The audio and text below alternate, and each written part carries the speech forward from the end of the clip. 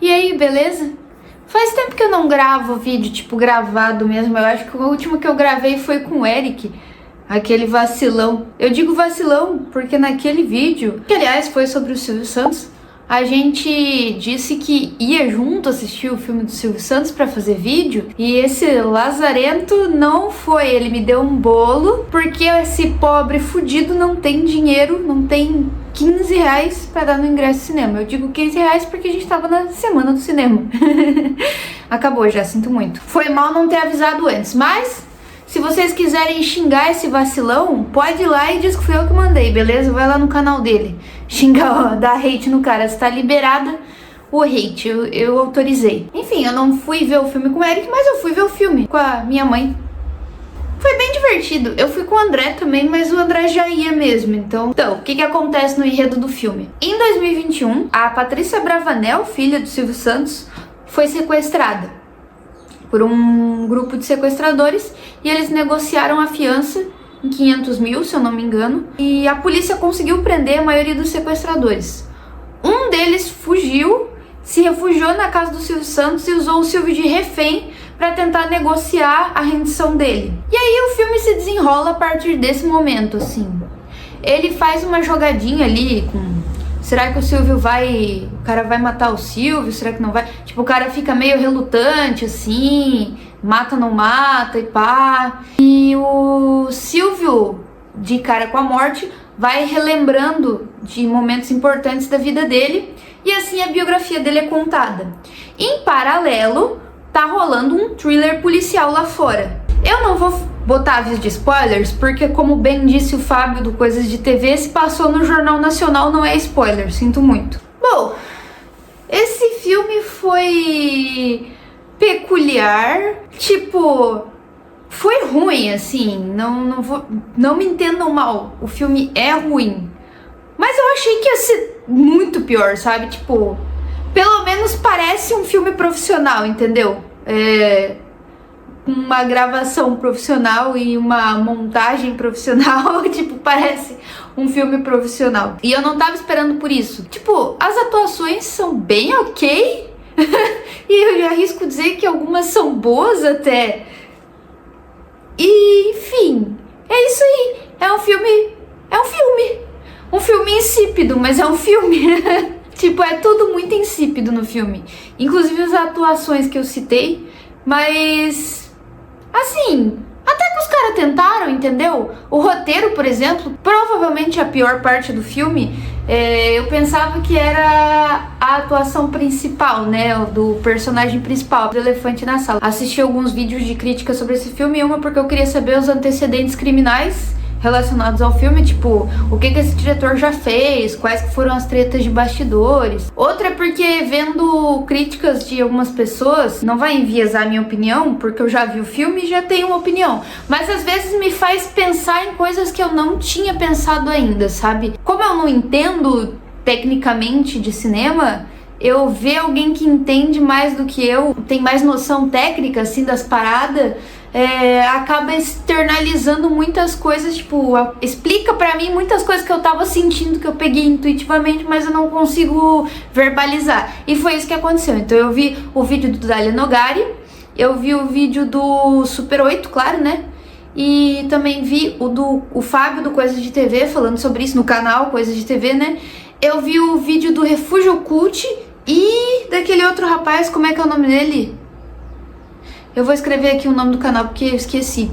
Mas enfim, eu vi toda essa galera aí falando do filme do Silvio e parece que existe um consenso de que o filme não é tão horrível quanto a gente esperava que ia ser. Os caras tentaram, é o que eu falei, os caras tentaram mesmo. E eu fico com pena quando os caras tentam, sabe? Tipo, quando os caras nem tentam, tipo, quando a incompetência é muito grande, aí não me dá tanta pena. Vamos falar do elefante na sala, Rodrigo Faro.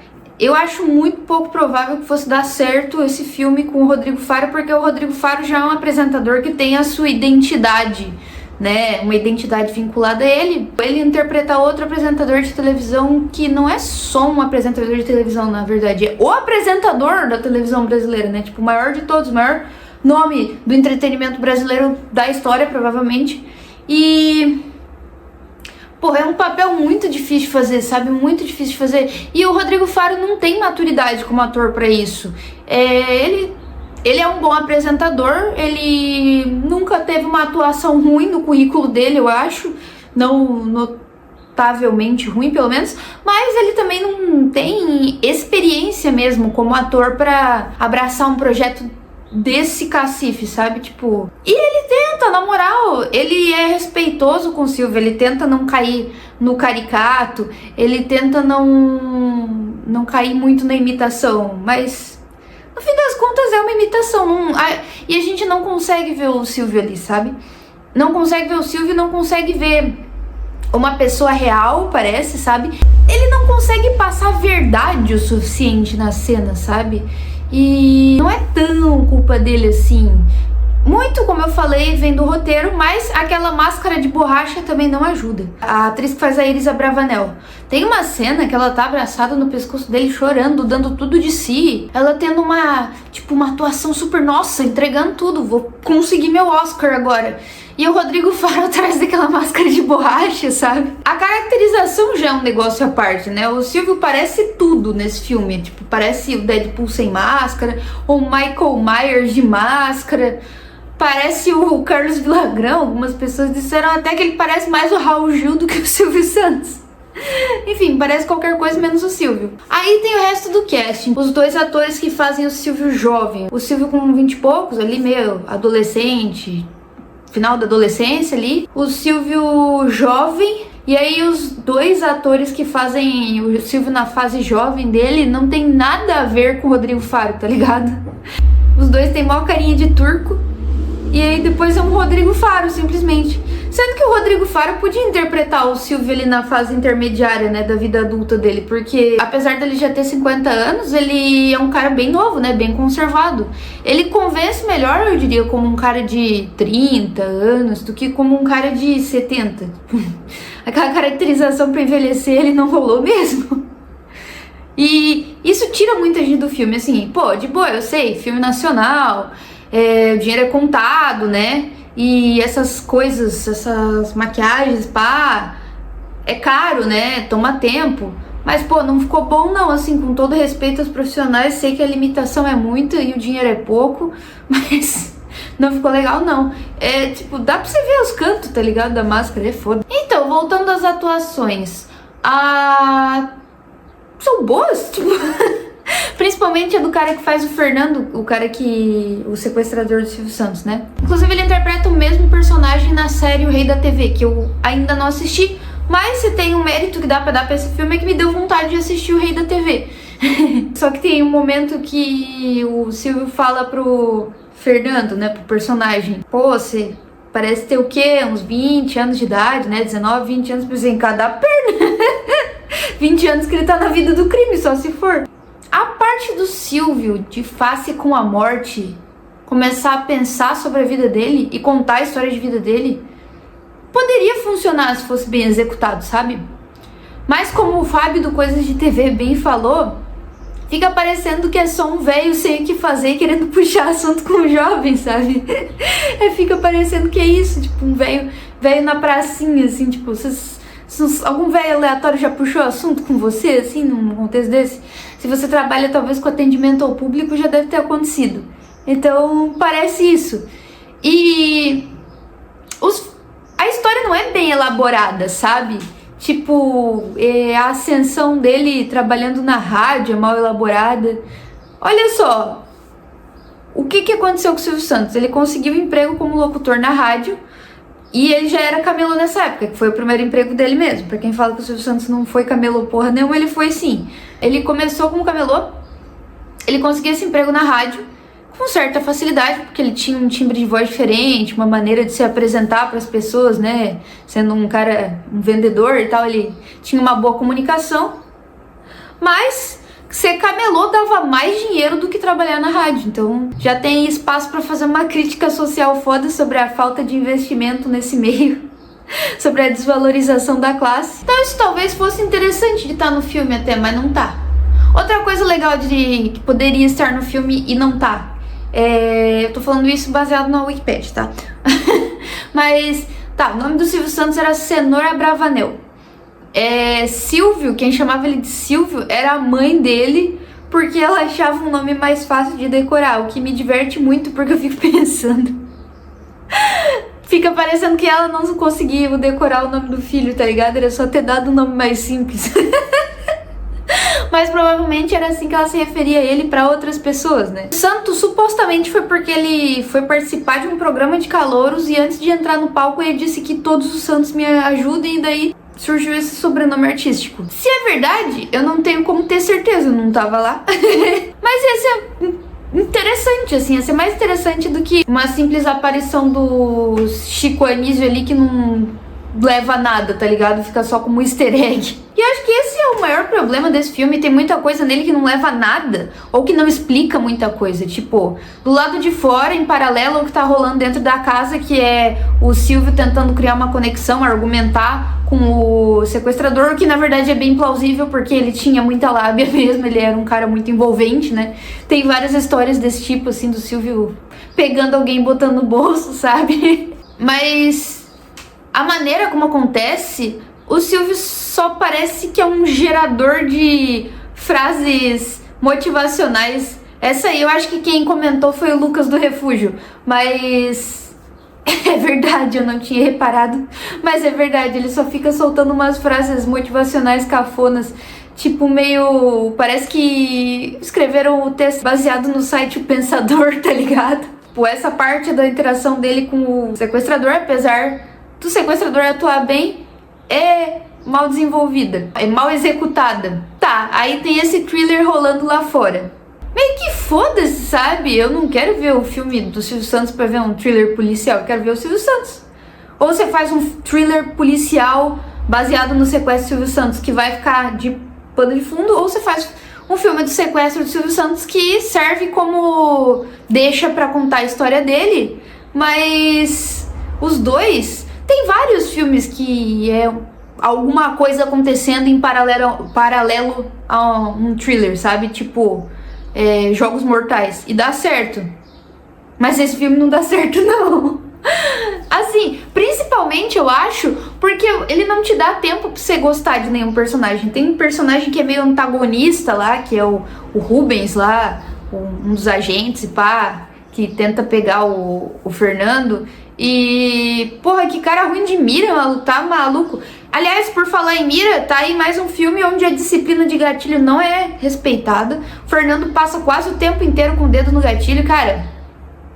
Isso é mau exemplo pros outros bandidos, aspirantes a bandidos, né, do Brasil, vendo um negócio desse. Você quer ser bandido, beleza? Quer andar armado e ameaçar as pessoas com arma? Tá bom, né? O que eu posso fazer a respeito disso? Mas, por favor, só coloque o dedo no gatilho quando você for disparar. Obrigado. Tipo, o cara fazendo assim com a arma, tá ligado? Eu vi um vídeo de um maluco que morreu fazendo essa palhaçada outro dia. Tudo por falta da disciplina. Tipo, a primeira coisa que te falam quando você toma um curso de tiro: só bota o dedo no gatilho se você for disparar. E aí, essa parte dos trâmites envolvendo a liberação do Silvio e tal, que tá rolando lá fora, que tem muita coisa em jogo, e é disputinha de ego, e é muita gente querendo resolver o negócio e ninguém conseguindo resolver, e um querendo saber mais que o outro. E assim, foda-se, eu já falei, eu não ligo pra isso, eu quero ver a história do Silvio Santos. E assim, a todo momento tá trocando ali as pessoas que estão se envolvendo na tentativa de negociação, de liberar o Silvio e tal, e você não tem tempo de se apegar na história de nenhuma tem um arco de personagem, tipo, são personagens que aparecem em tela, parece que vai sair alguma coisa dali e não sai nada, sabe? Mesmo que fosse sair alguma coisa, tipo, ter um arco ali pra um personagem que meio que foda-se esse arco, mas que existisse um arco, pelo menos, mas nem isso, sabe? Fica no vácuo, assim, é uma várzea. Acontece uma ceninha, duas ali, que parece que vai levar alguma coisa, aí o personagem some de cena, tipo, e acabou a participação dele. Tipo, começou em nada e não deu em nada, e... Cara, isso acontece direto nesse filme. Tipo, o que não é abordado assim, de levanta pra cortar e não corta, é só feito de maneira rasa. Por exemplo, o relacionamento do Silvio com o pai do Causabé. É meio... assim... podia ser bem desenvolvido aquilo e não é bem desenvolvido, sabe? Tipo, a gente só tem que aceitar que eles são amigão e tal, e é isso aí. Não é uma relação que realmente se desenvolve diante dos nossos olhos. A gente tem que aceitar que... Eu esqueci o nome do pai do casal B, mas a gente tem que aceitar que ele era um mentor do Silvio, que ele era importante na vida do Silvio. Manuel de Nóbrega, o pai do casal B, tal. E o filme meio que não mostra tanto isso, sabe? Não mostra de maneira orgânica essa relação se desenvolvendo. E aí tem também o pai do Silvio Santos sendo tirado pra merda total. Não sei se era verdade, que ele era um pai meio bosta, assim, meio agressivo até. Mas isso também, tipo, a ideia é fazer o pai do Causa B substituir a figura paterna do Silvio. Mas assim, isso é um tema complexo e mal abordado, sabe? É melhor não fazer se for pra fazer mal feito. Outra coisa, problema que o Silvio arranjou com a filha dele e tal, com as filhas do primeiro casamento. Parece que ele não tinha um bom relacionamento com elas. A Iris Abravanel, que é a esposa dele, né, a viúva agora, também não tinha um bom relacionamento, porque... Não sei por quê. Sinceramente, o filme não mostra, não explica, não explica se é algum ressentimento por conta que ele casou com outra mulher, assim, depois que a mãe morreu. Não conta isso, sabe? Isso fica no ar, assim. Por que o Silvio acha que ele não foi um bom pai pra Cíntia? Sabe? Ele só fala isso e... Assim, isso não é desenvolvido apropriadamente porque ele trabalhava muito, não estava em casa, mas... Sei lá, quando ele teve as outras filhas, ele não trabalhava muito também, tipo, ele parou de trabalhar depois, enfim, né? Tá, pode ser, né? Talvez ele já tivesse estabelecido na carreira dele quando as outras filhas vieram dele, foi um pai mais presente. Pode ser. Não é bem abordado no filme. Ó, um negócio que era legal de colocar no filme, que é um relato da vida real. O Carlos Alberto... O irmão do Manuel de Nóbrega escreveu uma carta de recomendação pro Silvio Santos quando ele foi trabalhar na Rádio Nacional. Ele foi buscar emprego na Rádio Nacional. Então ele tinha essa carta de recomendação feita pelo irmão do Manuel de Nóbrega. Mas ele só mostrou essa carta depois que ele fez o teste e foi aprovado para trabalhar na rádio. Ele disse que não mostrou a carta porque ele queria entrar com mérito, ele queria mostrar que ele realmente merecia ocupar o lugar. E isso é bem legal, era uma história bem legal de colocar no filme, mas no filme as coisas meio que só caem no colo do Silvio, sabe? A ascensão dele acontece dessa maneira, é muito fácil, assim, tudo pra ele, sabe? Não parece que existe uma dificuldade real ali, que é o que o filme contraditoriamente tenta passar pra gente, que é que exigiu muito esforço pra ele chegar onde ele chegou e tal. Se mostra esse detalhe no filme da carta, que eu não me lembro que mostra. Se mostra de maneira muito ruim, porque eu não me lembro. Vai que mostra e eu tô aqui caducando, né? Não dá pra desconsiderar essa possibilidade. Eu tenho uns lapsos de memória às vezes. Tipo, do fim do ensino médio até o ano passado, tem muitas coisas que são apenas um borrão, enfim. Aí o filme tem esse negócio também de mostrar um Silvio Santos super Gary Sue, tá ligado? O bicho não tem defeitos, ele é praticamente um super-herói. Ele é muito bonzinho, assim, até demais. Tipo, ele se joga na frente do sequestrador pra evitar um tiro, assim. Pra evitar que o sequestrador tome tiro. Ele se joga em cima do cara, sabe? Tudo bem, talvez você tá ali na mira do revólver, mas você não necessariamente quer que aquela pessoa morra. Talvez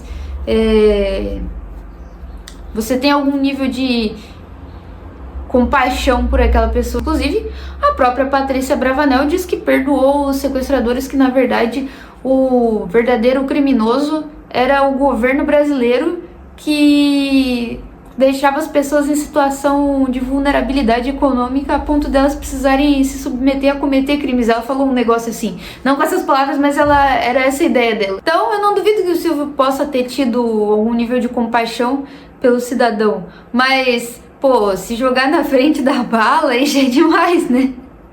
Um cara que é capaz de se jogar na frente de uma bala pra defender um maluco que tá sequestrando e apontando arma pra cabeça dele. Nunca que esse cara ia ficar milionário, tá ligado? Tem até uma foto dele com o Manuel de Nóbrega que mostra no filme e parece o Michael Scott do The Office apertando a mão do chefe, sabe? Dele com o mullet. Acho que o único momento de humanização, assim, um pouco mais... que o Silvio demonstra ter algum defeitinho, assim, fazer alguma coisa que não é só trabalhar demais e não ter tempo pra família, né? Que é dilema clássico de qualquer história de ascensão, assim, que a gente veja por aí. É quando ele fica enrolando a esposa, a primeira esposa dele, ele fica enrolando ela pra casar, né? No caso, ele enrola pra não se casar com ela, porque isso vai de alguma maneira afetar o relacionamento parasocial que as fãs dele, a audiência do programa tem com ele, porque ele tem que ser o cara, o galã, tal, o cara bonitão e tal.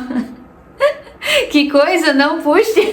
Aí ele não pode casar por causa disso. Mas também é uma coisa que acontece numa cena assim e é resolvida na outra, sabe? E é isso aí, conflitos que ou não se resolvem, ou se resolvem em uma cena, ou você nem sabe por que eles têm que ser resolvidos para começo de conversa, sabe?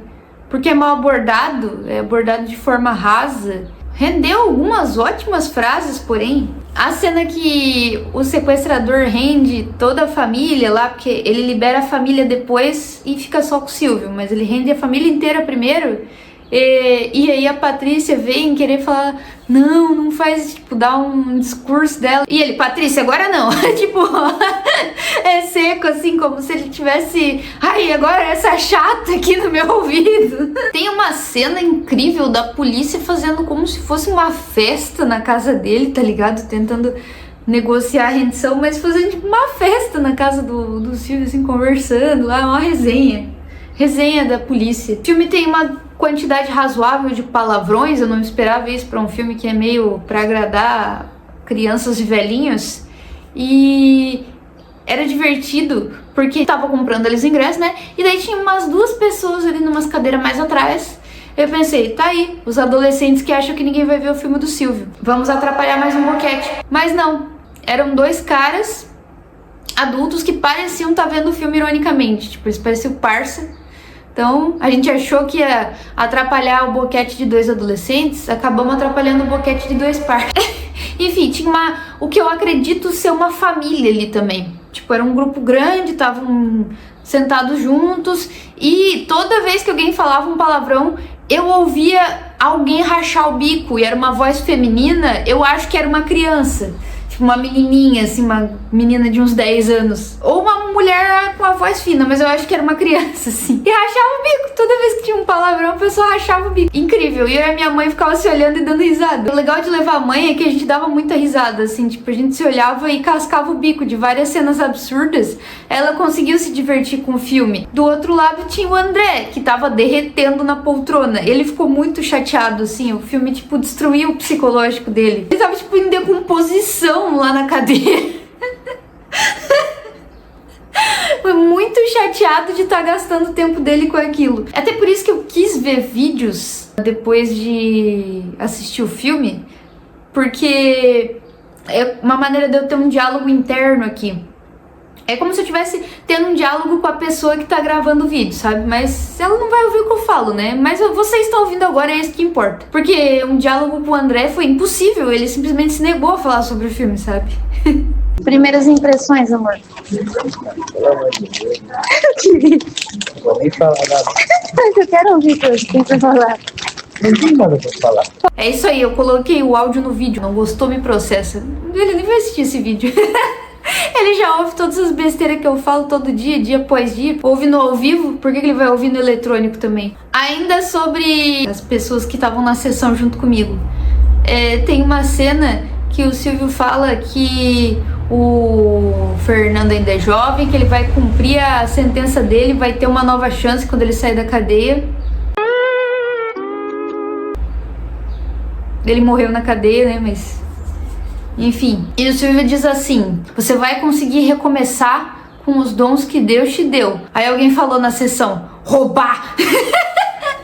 Nessa hora a gente foi pro caralho. Meu, quer ver a hora que conta lá o Baú da Felicidade Origins? Inclusive, o Baú da Felicidade tem um pequeno tempo de tela, mas o slogan do filme era um baú guarda muitos segredos. E, tipo, em nenhum momento é revelado nenhum segredo desse baú. Mas tudo bem, né? Só mais uma coisa que deu em nada. A situação é a seguinte: a empresa do baú levou golpe, as pessoas estão lá na frente cobrando o dinheiro delas de volta, do reembolso, né? E o Manuel de Nóbrega sem saber o que fazer. Aí o Silvio começa a bolar um plano na mente dele, vai lá pra frente acalmar a multidão e começa, né, com a lábia dele a dar um veja bem no pessoal. Queremos nosso dinheiro! E aí ele diz, é claro que vocês querem dinheiro. Quem não quer dinheiro, né? Aliás, quem quer dinheiro? E aí eu e a minha mãe, uau, he said the line, he said the line. Tudo ironicamente, claro, que a minha mãe é assim bem debochadinha, que nem eu, né?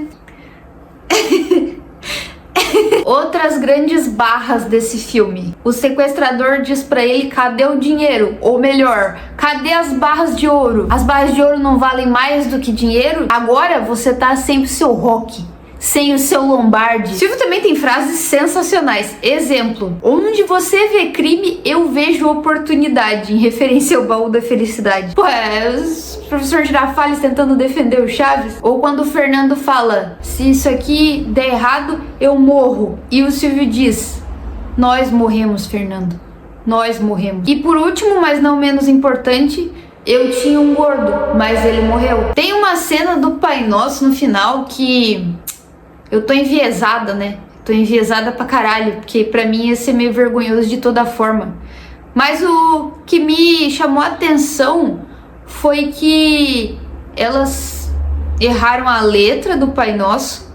Aí eu falei pra minha mãe, que isso? É uma versão alternativa do Pai Nosso que eu não conheço? Essa é a versão do álbum? Eu só ouvi a versão da rádio? Aí ela falou que esse é o Pai Nosso dos crentes, que é diferente.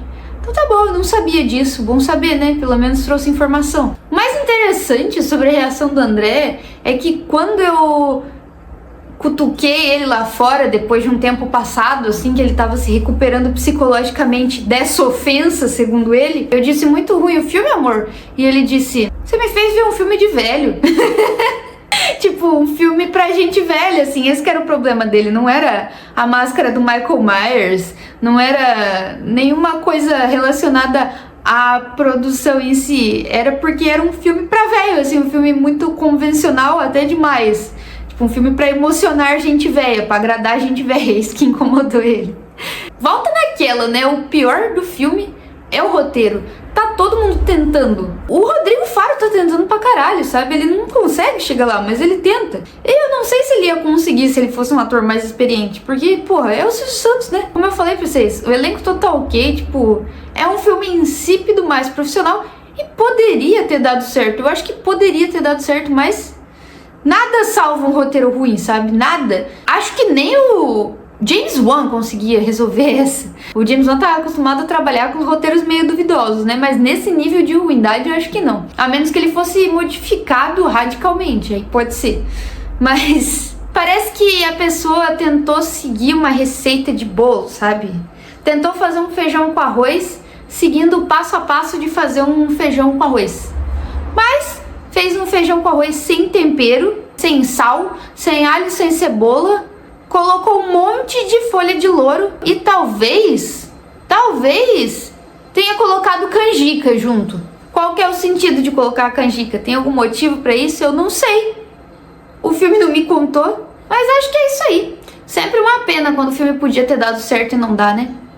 Paciência. Se eu recomendo você ir ver o filme, é por sua conta e risco, sabe? Ao menos a montagem é melhor do que a do Bohemian Rhapsody.